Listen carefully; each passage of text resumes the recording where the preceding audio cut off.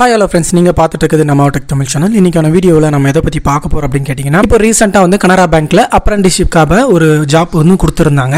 So அதுக்காக வந்து குறிப்பாக வந்து எல்லாருமே கேட்குறது, நேட்ஸ் அப்ளை பண்ணியிருந்தீங்கன்னா மேக்ஸிமம் அது எலிஜிபிலிட்டி ஆகும் அப்படின்னு சொல்லி கேட்டிருந்தாங்க. அதற்கு பிறகு இந்த நேட்ஸ் எப்படி அப்ளை பண்ணுறது அப்படின்னு சொல்லிட்டு நிறைய பேர் வந்து கேட்டிருந்தீங்க பர்சனலாக.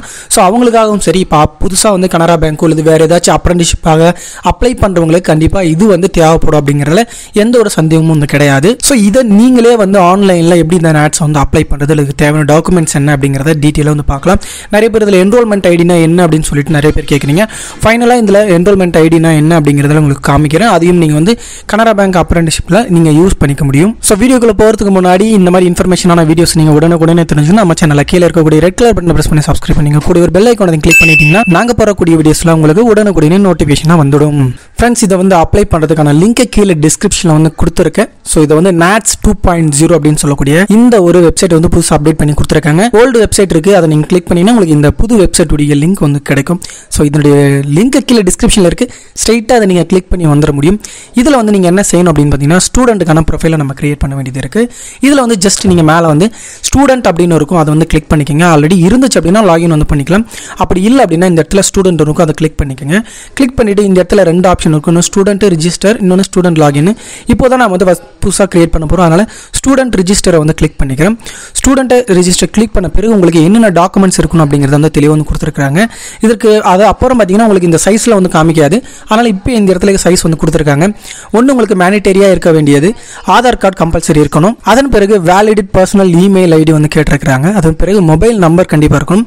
அதே போல் பார்த்தீங்கன்னா உங்களுக்கு பாஸ்போர்ட் ஃபோட்டோ வந்து பார்த்தீங்கன்னா இருக்கணும் அப்படிங்கிறது கொடுத்துருக்காங்க. அது ஜேபெக்கில் இருக்கணும், லெஸ் தென் 1 MB-க்குள்ளே இருக்கணும். அதனால் வந்து சைஸ் வந்து ஒன்றும் ப்ராப்ளம் வரதுக்கு வாய்ப்பு இல்லை.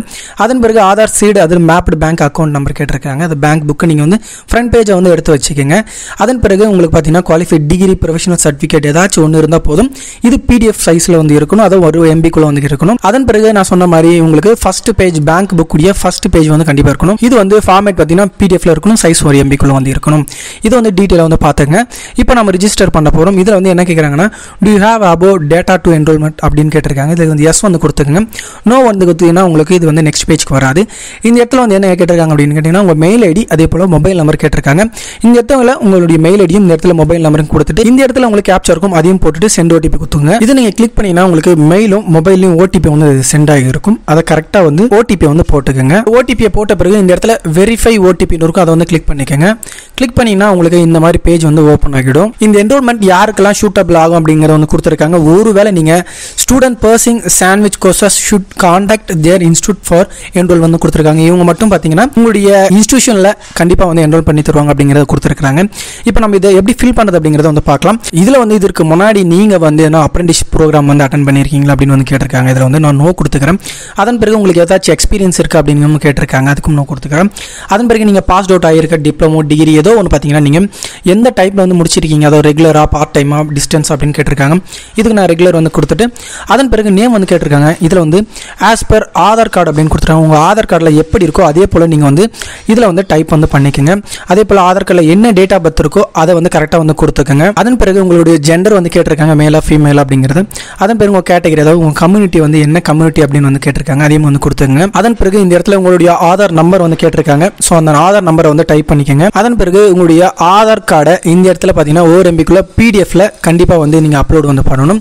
ஸோ அதனால் கரெக்டாக PDF-ஆ கன்வெர்ட் பண்ணி வச்சுட்டு இதில் வந்து அப்லோட் வந்து பண்ணுங்கள். உங்கள் இன்ஸ்டியூட் எந்த ஸ்டேட்டில் வருது அப்படிங்கிறத வந்து கேட்டிருக்காங்க. ஸோ அதுக்கு வந்து கொடுத்துங்க. அதன் பிறகு உங்களுடைய அந்த காலேஜுடைய டிஸ்ட்ரிக்ட் என்ன டிஸ்ட்ரிக்ட்னு வந்து கேட்டிருக்காங்க. ஸோ அதையும் வந்து கொடுத்துக்குங்க. அதன் பிறகு உங்கள் இன்ஸ்டியூட்டை வந்து செலக்ட் பண்ணுங்கள் அப்படின்னு வந்து கேட்டிருக்காங்க. ஸோ அதனால் உங்களுடைய எந்த காலேஜ் அப்படிங்கிறத சூஸ் பண்ணிக்கோங்க. பிறகு கோர்ஸ் டீட்டெயில்ஸை நம்ம செலக்ட் பண்ணுற மாதிரி இருக்குது. ஸோ இந்த இடத்த நீங்கள் செலக்ட் பண்ணும்போது ஒருவேளை நீங்கள் BE, BTech, BPharm இந்த மாதிரிலாம் முடிச்சிருந்தீங்க அப்படின்னா நீங்கள் கிராஜுவேட் இன்ஜினியரிங்கை சூஸ் பண்ணிக்கோங்க. அல்லது நீங்கள் வந்து கிராஜுவேட் ஜென்ரல் ஸ்ட்ரீம் வந்து பார்த்தீங்க அப்படின்னா ஜென்ரல் பேச்சுலரை வந்து சூஸ் பண்ணிக்கலாம். அல்லது நீங்கள் டிகிரி, BCA, BFA இந்த மாதிரி இருக்கவங்க செலக்ட் பண்ணிக்கலாம். அல்லது டிப்ளமோ இன்ஜினியரிங் டெக்னாலஜியில் நீங்கள் வந்து அதை சூஸ் பண்ணணும் அப்படிங்கிறதும் கீழே வந்து கொடுத்துருக்காங்க.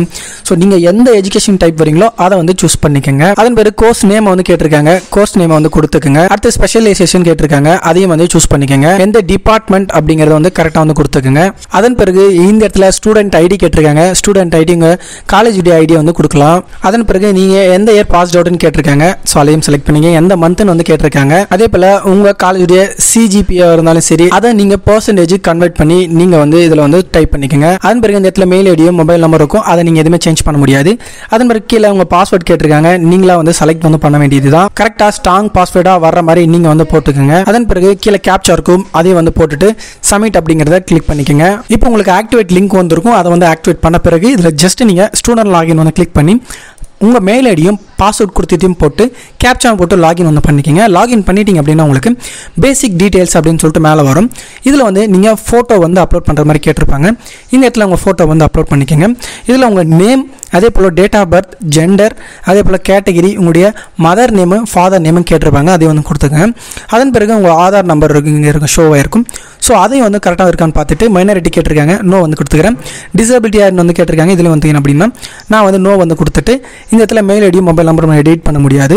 ஸோ அதை வந்து இதில் வந்து சேவ் அண்ட் கண்டினியூ அப்படி கிளிக் பண்ணிக்கிறேன். இந்த எஜுகேஷன் டீட்டெயில்ஸில் ஆல்ரெடி நீங்கள் ஃபில் பண்ணது வந்து இதில் ஷோ ஆகியிருக்கும். அது எல்லாத்தையும் வந்து பார்த்துட்டு கீழே வந்து ஸ்க்ரால் பண்ணிங்கன்னா உங்களுக்கு சர்டிஃபிகேட் இருக்கும். ஸோ இதில் வந்து நீங்கள் வந்து என்ன பண்ணணும்னா உங்களுடைய டிகிரி ப்ரொஃபஷனல் சர்டிஃபிகேட்டை அப்லோட் வந்து பண்ணணும். அதன் பிறகு கீழே வந்து ஸ்க்ரால் பண்ணிங்க அப்படின்னா உங்களுக்கு இந்த கிராஜுவேட் இன்ஜினியரிங் நீங்கள் டிப்ளமோ முடிச்சுட்டு நீங்கள் படிச்சிருக்கீங்களா அல்லது ஹையர் எஜுகேஷன் முடிச்சுட்டு வந்து இந்த டிகிரி முடிச்சிருக்கீங்களான்னு வந்து கேட்டிருக்காங்க. ஸோ அதில் வந்து நீங்கள் சூஸ் வந்து பண்ணிக்கிங்க. இதில் சூஸ் பண்ணிங்கன்னா நீங்கள் எந்த ஸ்டேட்டில் வந்து படிச்சிருக்கீங்க, அதே போல் எந்த டிஸ்ட்ரிக்டில் அந்த ஸ்கூல் வந்து இருக்குது அப்படிங்கிறத வந்து சூஸ் பண்ணிக்கோங்க. அதன் பிறகு இன்ஸ்டியூட் நேம் வந்து கேட்டிருக்காங்க.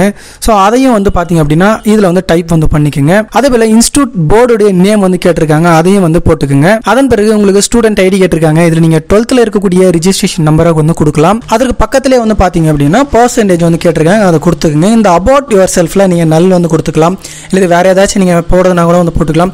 இந்த ஜென்ரல் ஸ்கில்லையும் அதிலே வந்து பார்த்தீங்கன்னா அதே மாதிரி வந்து கொடுத்துக்கலாம்.